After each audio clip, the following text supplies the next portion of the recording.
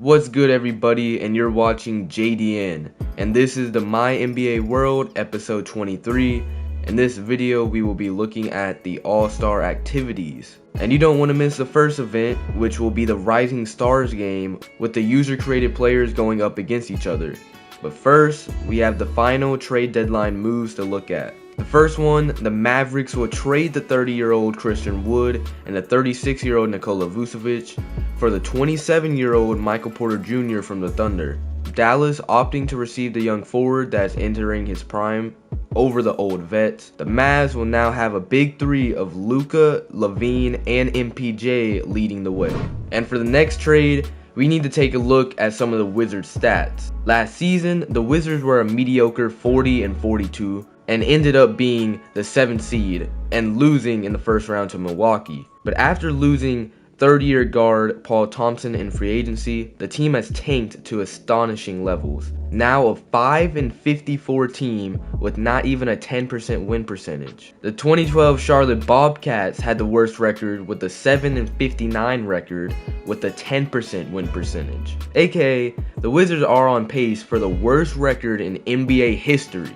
Major roles in the historical losing has been the regression of Ben Simmons, the unfocused mindset of Bradley Beal, and of course the departure of Paul Thompson. Washington even trading minor players like Rui Hachimura have not helped. And Ben Simmons, who was once a near all-star player last season, is now a shell of his former self. The only thing Simmons is good at nowadays is on the defensive side. Because of this, the 32-year-old Bradley Beal will finally get traded from Washington. Bradley Beal is going to Indiana in exchange for Jose Alvarado and 2 first-round picks. It may seem low value in exchange for Beal, but with potentially the worst record of all time and an aging star that wants to leave, the Wizards have no leverage in trade talks. The Wizards' all-time leading scorer will now be a new member of the Indiana Pacers, now creating a potential contender with Halliburton, Porzingis, and Mathurin still on the roster, while having young talents such as Jake Bean, Jalen Duren, and Josh Christopher off the bench. It is now time for the Rising Stars game. Headlining the event will be sophomore Bronny James, the 2025 first overall pick OJ Tremblay. Off the bench we have a lot of talent as well, such as recently traded William Wilson, as well as undrafted guards St. Montgomery and the 2 rookie big men Andrew Gretsch and Martin Novak. Starting off the game, unsurprisingly, not a lot of defense was played. Xavier Booker, the 2024 first overall pick, starts the night off with a dunk. And then this year's first overall pick, 5'10 Tremblay, starts draining deep threes. And the 2 former teammates, DJ Wagner and Demetrius Augustine, go head to head in the Rising Stars match. And that's what I love about the Rising Stars game. So much talent, so many young stars in the making just go up against each other. Interesting matchups like Chicago's undrafted duo Kai James and St. Montgomery going up against teammate Sean Taylor. What I also like about the game is that young players like Will O'Neal, who is usually an afterthought on a contending Hornets offense, is debatably the best player on his team. And guys we don't see often like John Cookley can have a breakout game with everyone watching. Guys are able to broadcast their talent with the whole world watching. And new Nets guard Demetrius Augustine going up against teammates Xavier Booker and William Wilson are some of the interesting matchups. And tonight, the #1 betted on player to win the Rising Stars MVP was World's Christian Green Jr., the great scoring sophomore for the New York Knicks.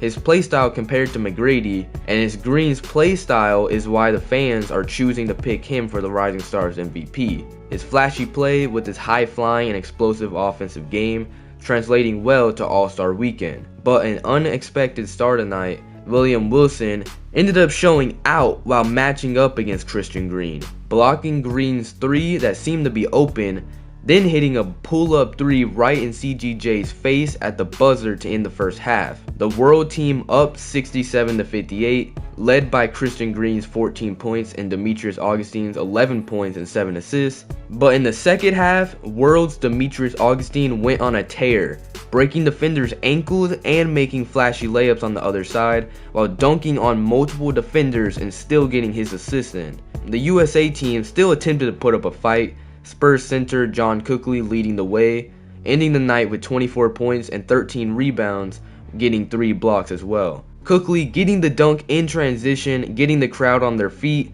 and the duo of Green Jr. and Augustine then connect on a quick 3, another assist for Demetrius Augustine. Racking up the numbers on the stat sheet, with it being tied at 126, Will O'Neal will grab the offensive rebound over 3 defenders and connects the layup to put the World Squad up by 2 points. And with less than 10 seconds left, USA decides to go to their surprise starts night, William Wilson. He's got the shot over his net teammate. The 3 will end up missing, but John Cookley and Will O'Neal battling in the paint for the rebound.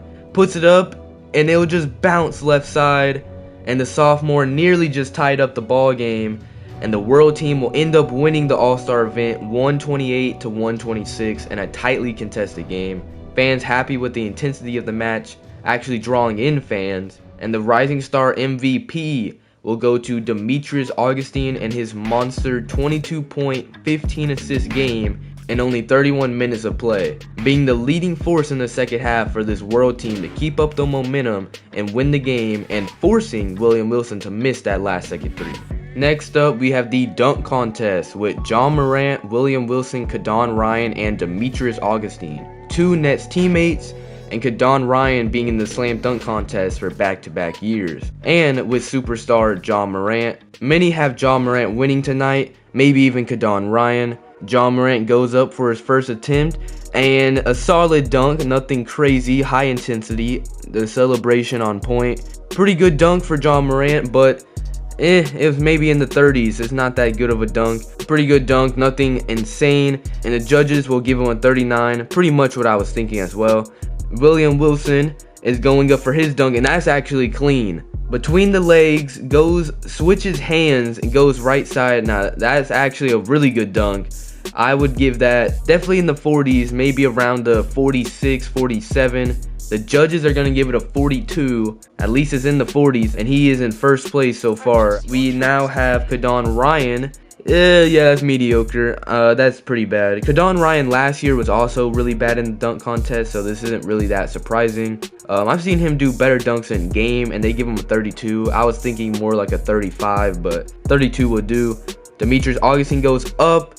Decent dunk. He gets up there on the windmill. He goes far extension on the windmill.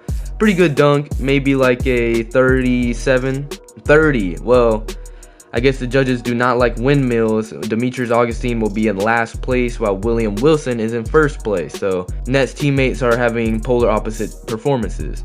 John Morant going up, and that's a solid dunk. Okay, a 360, and then he kind of pumps it on the sideline. Not bad dunk by John Morant. Maybe a 43. It is a 43. Wow. Okay.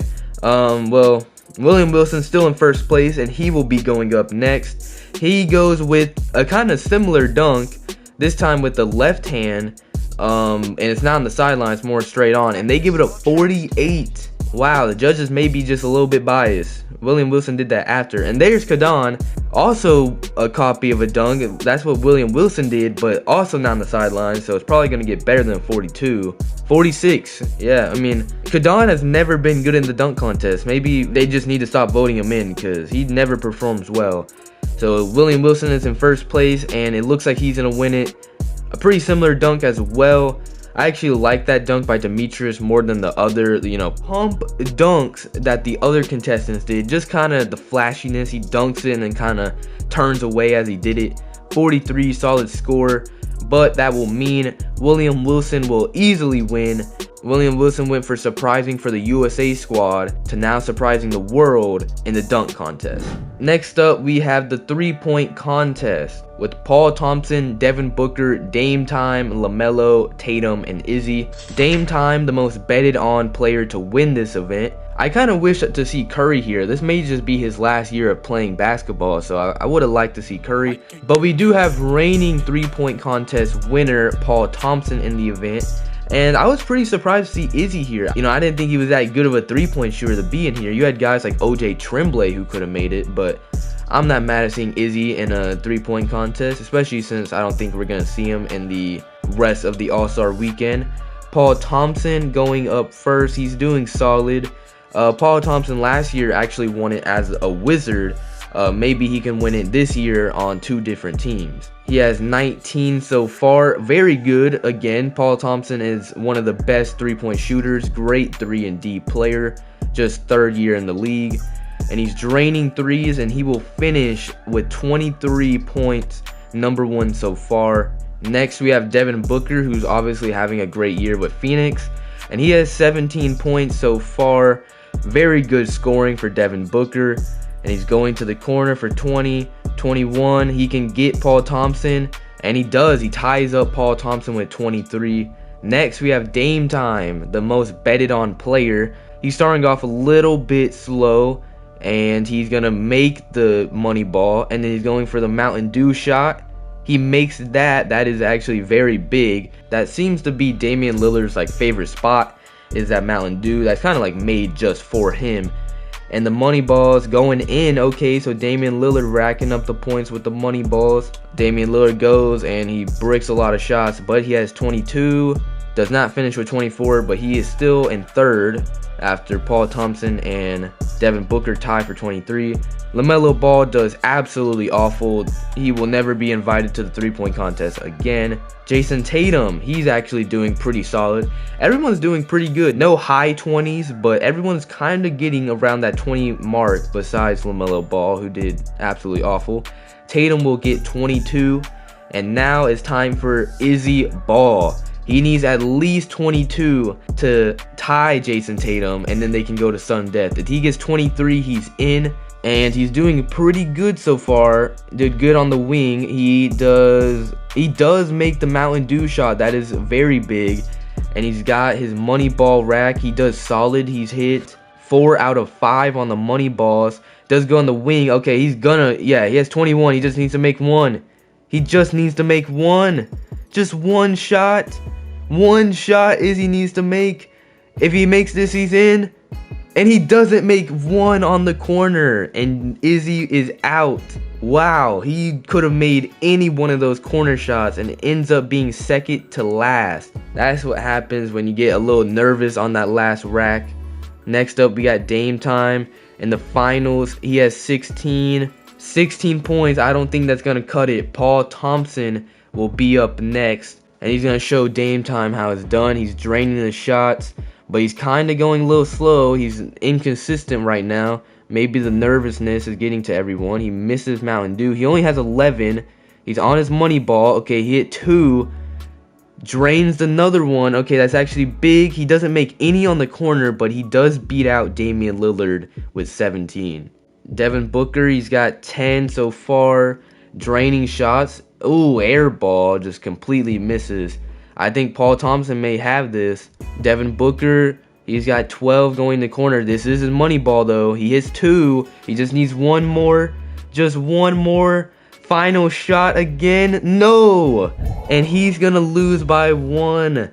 Damian Lillard and Devin Booker tie, and Paul Thompson only wins by 1. Maybe not the most high-scoring 3-point contest, but man, it was intense. Great 3-point contest, and back-to-back winner is going to be Paul Thompson. And lastly, we will have the All-Star Game. The pre-game injury report released, and Ingram will be out with an injury. That means Pelicans teammate Izzy Ball will actually end up replacing him, his first All-Star appearance. And Izzy has been great with the Pelicans, but the Western Conference was so stacked that Izzy just didn't make the team until he got that injury replacement. And with Julius Randle injured for Team Giannis, the Hornets guard Kadon Ryan will be replaced as the next best option. And now we're in Toronto, and we have Team Jokic going up against Team Giannis. Luka Doncic was the first pick in the entire draft and the first pick for Jokic, while KD was the first pick for Team Giannis. KD matching up against current MVP favorite Jason Tatum, and the Hornets duo of Kadon and LaMelo on the same team as Jazz duo Harden and Ware. While the 2023 first and second overall picks Wembanyama and Izzy Ball are both on Team Jokic, and Team Giannis starts the game off strong. Anthony Davis getting fed early with flashy dunks, and a poster on Luka from a pass from LaMelo, and then Devin Booker just draining threes while his Phoenix teammate Trae Young celebrating off the bench. Then the 2 Europeans start to catch fire. Luka hitting a nice step back over Tatum, while Jokic puts the post moves on Anthony Davis, just putting him in the blender and hitting a nice fadeaway shot on the sideline. Then Izzy Ball is showing off his playmaking skills off the bench, while Ja Morant just posterizes Embiid, showing off the athleticism, putting Embiid completely on the ground in the All-Star game. The 3-year player Izzy Ball driving into the lane, while other 3rd-year players Jameer and Kadon start to turn up the heat. Ware getting the and 1 over Shai Gilgeous-Alexander, while Kadon gets Izzy jumping and then tries to connect on the 360 layup, but he just ends up going for the line for 2, trying to get too flashy. Fans are very excited with that, and seeing the young and old stars come together to match up is what I love to see from the All-Star game. And especially when the intensity is actually there, just like a pickup game with fans featuring NBA legends and rising stars. The youngest players in the All-Star game is 2023 draftees Izzy, Kadon, Jameer, and Wembanyama. 4 guys in the All-Star game, all making their first All-Star appearance from the same draft class. A guy like Kadon Ryan loves to show off that insane athleticism in the flashy exhibition, giving the fans what they want to see, and Kadon is comparable to Westbrook in the All-Star game, and just like Westbrook, he was gunning for that MVP, but with Team Jokic having the lead for most of the game, Team Giannis would have to make a comeback. With little time left in the half, very high scoring, yet still some defensive intensity, Team Giannis gets the slight lead, led by Kadon Ryan's 15 points and Devin Booker's 12 points with 4 threes. Team Giannis being up 86-84 at the end of the half, and Team Giannis opened the second half rolling, not letting the foot off the gas and increase their lead. Giannis and company seemed like they were just going to blow out Team Jokic tonight, but when it looked like Team Jokic couldn't come back, the man himself led the comeback, Nikola Jokic. After diming up Kevin Durant on an easy dunk on a reverse slam, and after that, it just seemed like the momentum was finally shifting. And after everything was said and done, the game ended up being a blowout. Giannis won the first half of the 3rd quarter, but Team Jokic dominated the entire 4th quarter. Luka Doncic will go on to win the All-Star MVP tonight, putting on a show for the Toronto crowd. Luka finishing All-Star weekend with a nice 31 points and 11 assists on only 7 missed shots for Team Jokic. The European duo leading the way to headline the evening. And maybe if Luka continues this play in the second half of the year, he can get in MVP talks. And alright guys, that's the end of the episode. Thank you for so much support in the last couple videos. I really appreciate it. And of course, comment, like, subscribe. If you like the video, it just helps me out a lot. And thank you so much for watching, and this is JDN, and peace.